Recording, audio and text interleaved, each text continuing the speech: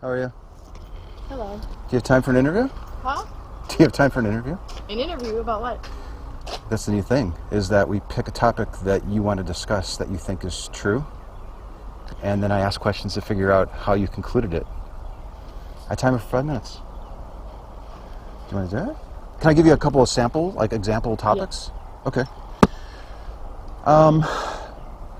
People sometimes pick supernatural stuff, like they think a God exists, or they think karma's real, or they've seen a ghost, or they have some sort of special ability, like they can predict the future, or they know who's going to call when the phone rings, or that type of stuff. And once we've established this belief that's in your mind that you think is true, I'd like to just start asking questions.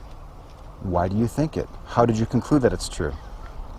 And I do like to record it in live stream, if that's cool with you. Do you want to do a short little fiver? Yeah, I just can't think of anything. Okay, thank you. What is your first name? Viviana? I'm Anthony. Anthony? Yeah, pleasure to meet you. Viviana. Is it two N's? One N. Okay. All right, Viviana. So, generally, this could really be about any belief that's in your mind, but when it's something that tends to impact you or influence how you conduct yourself daily, those are the interesting ones. When they're meaningful, they're deep. Like, it's a deep belief. It impacts who you are as a person. What do you want to chat about today?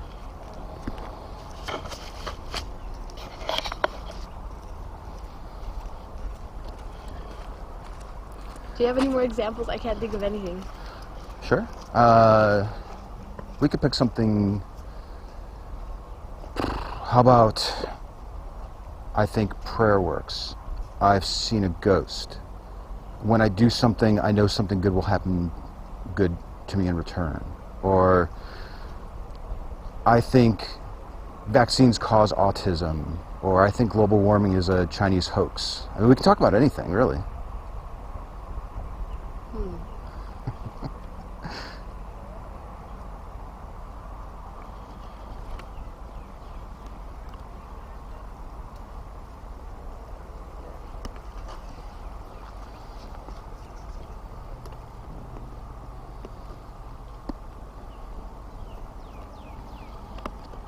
I can't think of anything. Okay. When you were you hiking or running or something? I was gonna hike, but the trails are closed, so. Why? Because it was raining. It's been raining, so they close them when it's been raining. Okay. That sucks. I know. Because I was going to ask you, when you were hiking or when you were running, was there anything in particular that you were thinking about? Or do you come to the trails just strictly for exercise, or do you tend to run things through your mind as far as what you're what's on your mind and what you're thinking about? Okay. Look, I actually have one. I feel like how do I explain this? I feel like after I come here to hike, not just like exercise or anything, no, it's just specifically come here to hike, I feel productive for the rest of the day. Okay. You feel productive. Like I want to get things done. But it's just coming here. Coming here motivates you to do things? Okay. I don't know if that counts as one. I think that would be an interesting topic. I don't think I've ever talked. Whenever I come here, the rest of my day goes really good. And if I don't come here, when I have a bad day. If you don't come here, you end up having, generally speaking, when you don't come here, you end up having a bad day for the rest of the day? Yeah, like at work, at home, I feel like I just want to nap. And then at work, I feel like I have a bad work day. Okay. Hi. Do you think that there's something magical about this place that makes that happen, or is there some sort of natural explanation for it? I think it's just, yeah, just like,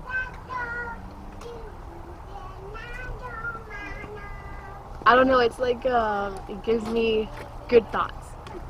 Okay. And good vibes. So now today you came here, but the trails were closed.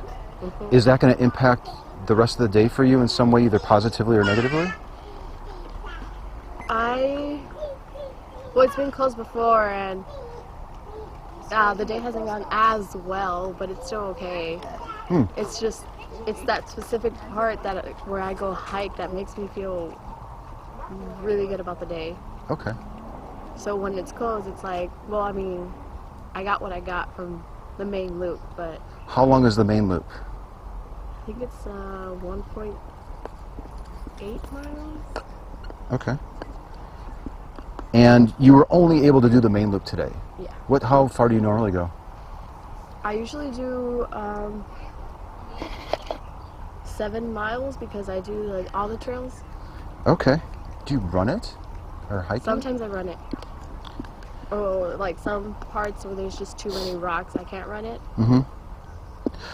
Do you find that, let me ask you this, is it more than just feeling good for the rest of the day, or do good things actually happen to you? Good things actually happen to me.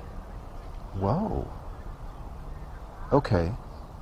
Do bad things happen to you when you don't come? Not necessarily bad, but they just don't go good. Like, it's just a plain day.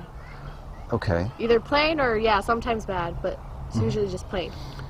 Can you give me an example of a good thing that would happen to you? Let's say that the trail was open and you were able to get in your 7 miles. Like, what would be an example of something that would happen later today that you would look back and say, well, that was obviously because I came to the trail and I did 7 miles there? Well, because I'm a waitress, I get, like, a lot more money for the night. You will get more tips later in the day when you come to the trail to do your 7 miles. Okay. How sure are you that this is actually what's happening? When you get a tip and you look back and say, well, that was because I did 7 miles today. How certain are you that the two events are tied together? Pretty certain. I know it sounds crazy, but I'm pretty certain. Can we put it on a scale from 0 to 100? 100. No, 98. 98. Okay. Can we talk about why you think that there's a correlation between the two? How did you conclude that you coming here and going 7 miles has anything to do with you getting the tip later in the day to a 98% degree of confidence?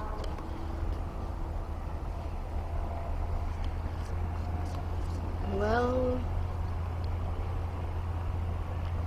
it just started when when I first started running here, immediately I started getting good tips, and I'm like, well, I feel like, I don't know if they're lucky or they give me good vibes or something, but I need to start doing this before I work every single day because I know I'm going to get good tips, and if I don't, it's just, I notice the difference. Okay. Is there any way that we can test this hypothesis? Like, let's say that you go 3.5 miles one day, and then you do that for a month, and then the next time you actually go 14 miles every day for a month. Is that a method that we can use to test this belief that you have and see if it's really true? I think so. Yeah, because recently, like, I've been, because the other trails are closed, I just do the main loop, and it's like, okay, it's not as good as when I do all 7. Yeah. Like, it's still good, but not as good as all 7 miles. Right. But if you were to do 14, would you expect to see a noticeable increase in tips? Yeah. Okay. If you did 28, would you see more? I want to do 28. That would be a lot. If you had the stamina to do 28. Then probably, yeah. Okay.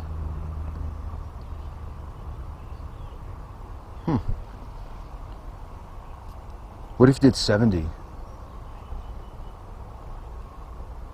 I Okay. had the stamina to do 70, then I'm pretty sure my day would be the best day ever. Yeah. Would it be relative in terms of the number of tips that you would get, the amount of tips? That and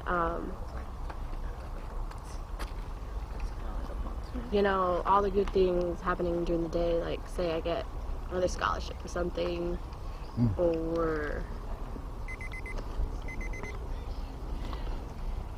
Are you saying that you might max out on the tips, but some other thing would take its place? Yeah. Okay.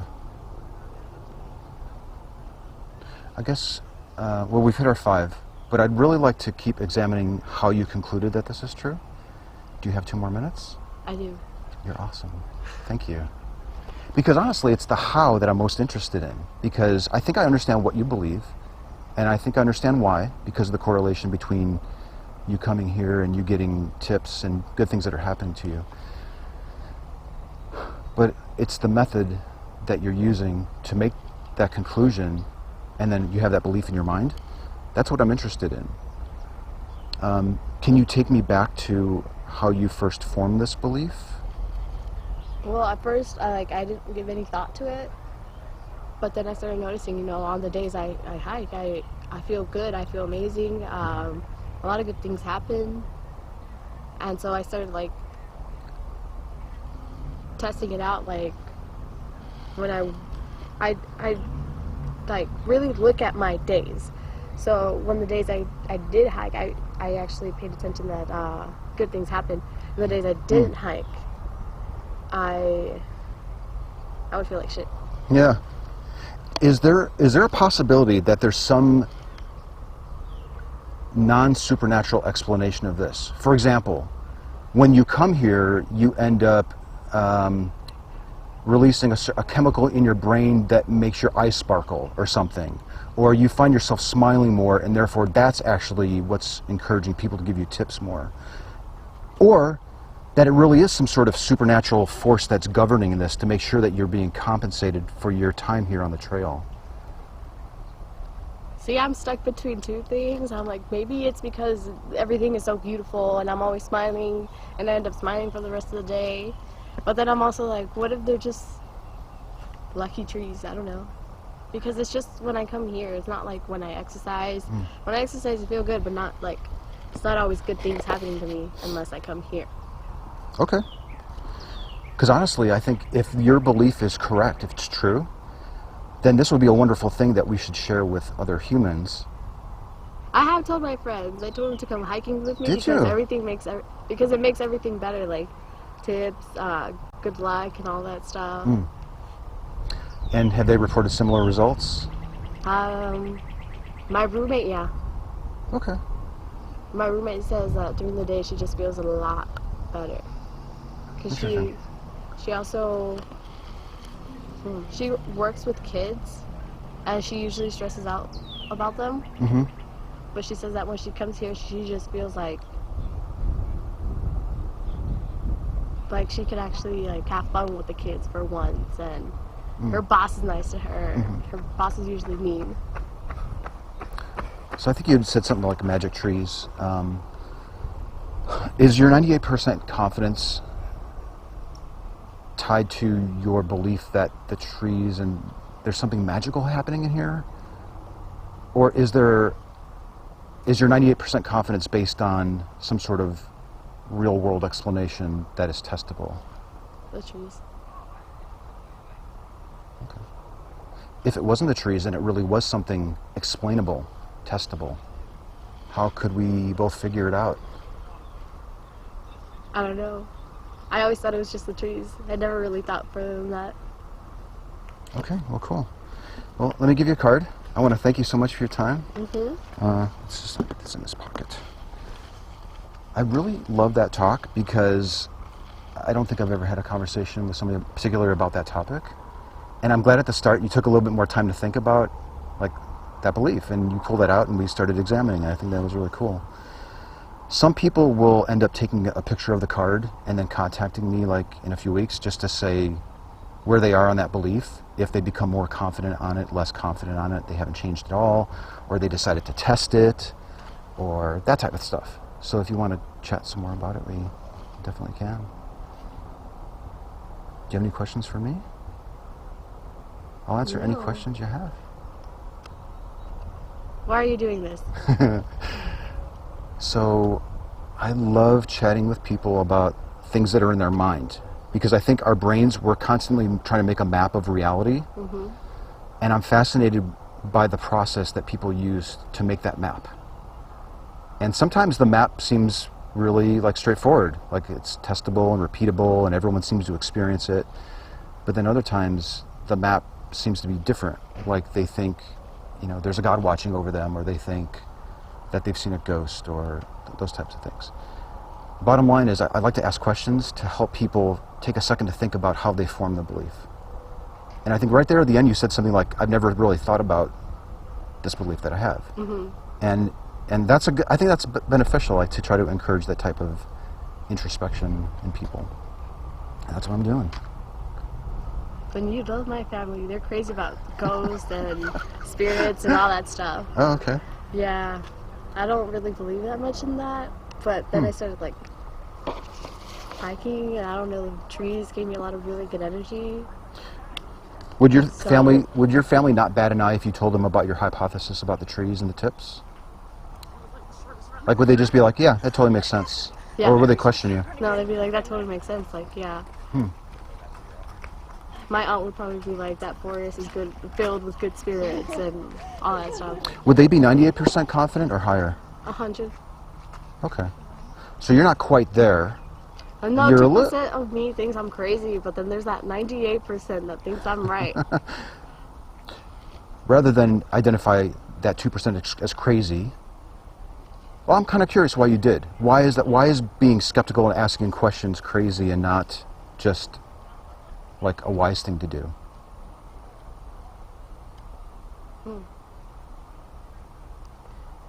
See, I didn't really think about me being 98% sure about the trees until you asked me. I'm like, I don't think I'm totally 100% positive, because maybe there is another explanation to all that. So that's that 2%. Maybe there is another explanation. And I just thought of that when you asked me. Was the 98% sort of a knee-jerk reaction? Is that what you're saying? Did you just instinctively give the number without really thinking too much No, about I it? gave 100 without thinking about it, but then I thought about it again. Oh, you and did? I'm like, I don't remember. Did you do? Yeah. Okay. And then I thought about it again, and I'm like, well, maybe there's that 2%, that there's something else that could explain it. Okay. So I'm just 98%. Are you still 98% at Right now, the end of yeah. this talk? Okay. What would it take to bring you down to a 50?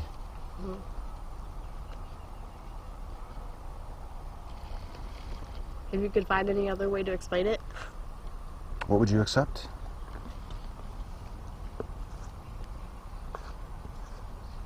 I don't know, like,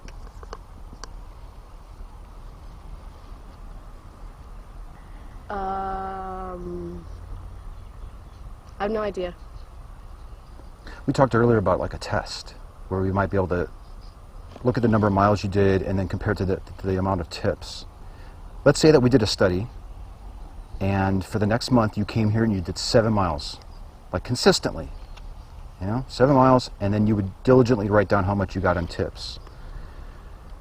And then we compared that month to the previous month where you were just kind of coming haphazardly and maybe even skipping the trail. And the amount of tips that you got were like nearly identical, maybe within a few pennies of each other. Would that be enough to convince you that there's probably no correlation between the two and bring you down to the 50? Maybe. Probably, yeah. Okay. Interesting. Is there anything else that might be holding you into this belief other than the actual experiences that you're having?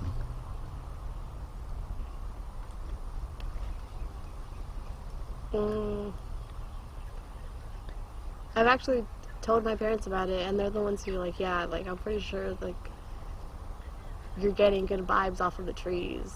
So that's also, like, pushed me more to believe that I am. My parents and my family telling me that, well, my mom said it's not spirits. She just said that it's good vibes coming from the trees. My aunt said it's spirits, but I believe my mom more. Your mom says spirits? Sorry. My aunt. Your aunt says spirits, your mom says trees. trees. Could there be a third option?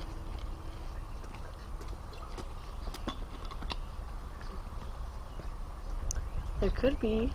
Maybe we're all just crazy, and there's like a reasonable explanation for all this. There's that word crazy again. Okay.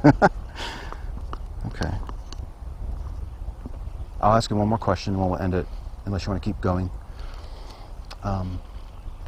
If your family were generally skeptical, and they were to have heard you relating the story that you think that there's a correlation between the trees and the tips that you're getting, and they said, no, Viviana, you need to be more skeptical. Like, ask yourself, why do you think that that's the case, and is it testable? Do you think that you would be more on the higher end of that range, or would you be down lower near the 0% mark? Hi. I'd be... If my family would have like told me that that's probably not the real explanation why, I would probably be like 30%, and then 70%, 30% that it's the trees, 70% that it's not, that maybe there is an explanation, and I tried to figure it out, but because they've encouraged it, I'm 98%.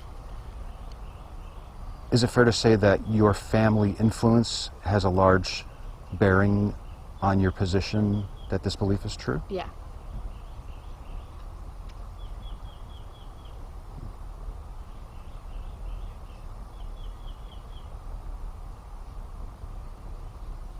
Well, how do you know that the belief is actually true then?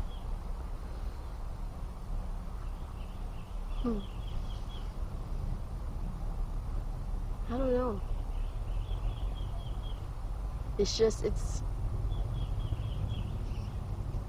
I don't know how to explain it. It just feels like it's right.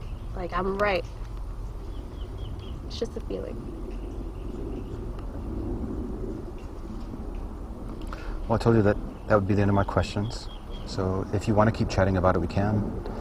But if you want to bolt, I'm not holding you here. So sometimes I've also found that people, when we have these types of talks, that because it's something they haven't thought about in a long, like ever maybe, or even in a long time, that they do better when they are alone and they're actually thinking about it. Like, so if you want to take some time to think about it and then hit me up through the card. Yeah. And it sounds like you come here. I'm actually gonna test it. Really? Okay.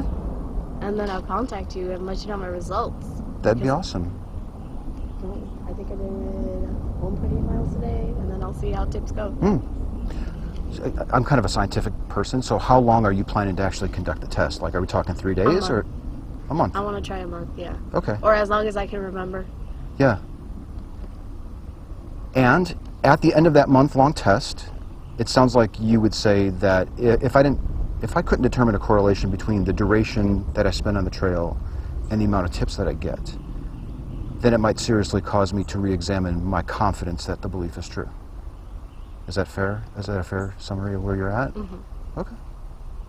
Neat. Well, thank you very much. It was nice meeting you. It was really a pleasure. Thank you so much. And hit me up on email if you want to chat again. I'm planning to start coming out here a little bit more. I've been coming out here for a year, but I had to take a little bit of a break, but I'm back now. So there might be a chance where I'll see you again, but if you're not ready to talk, please don't feel obligated to like come up and talk to me. Or if I'm interviewing somebody else, if you don't mind, if you could just like hold off until I'm alone. Because sometimes these talks get very deep and it's sort of an interruption. But I would definitely love to talk with you again, in some way, whether it's email or we see each other again. That would be great. Mm-hmm. And then maybe, if you're open for it, we can actually shift to some other belief that you have.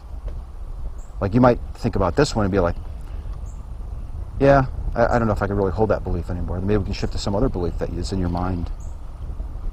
Okay. Well, thank you. It was nice chatting to you. It was really a pleasure. And I'll email you about like my results and everything. Or maybe I'll see you. Odds are we're going to see each other, but if we don't, you've got a way to contact me. Okay. Okay. Thank you. Thank you. Bye.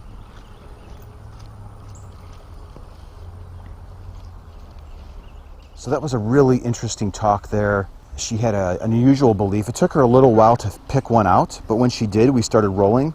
I know that people watching this video may be like screaming because it took so long to get going. But sometimes these conversations just don't go right out of the gate. They take a little while to build momentum. And that was one of those talks.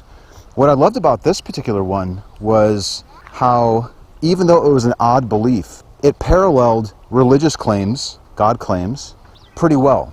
It seemed like she discovered that the main reason why she attributes these things to magical explanations is because she was raised that way. She's surrounded by people that share that same mentality, which is very common with what I'll hear when somebody says that they believe in a God. Now, I completely understand that she can conduct this test for a month and actually see a correlation between coming to the trail and getting tips and possibly erroneously concluding that the trees are indeed magic. But I just felt like getting into the nitty-gritty of that may have been just too much for one conversation. So I'm hoping that I get a chance to run into her again and we can explore that. How could we really determine what is the cause? Is it the magic trees that are doing it? Or is a person who comes to the trail to hike for 7 miles, are they more agile? Are they faster at their job? Which would be a desirable quality of somebody who is a waitress, and a person might notice that who would be giving her a tip.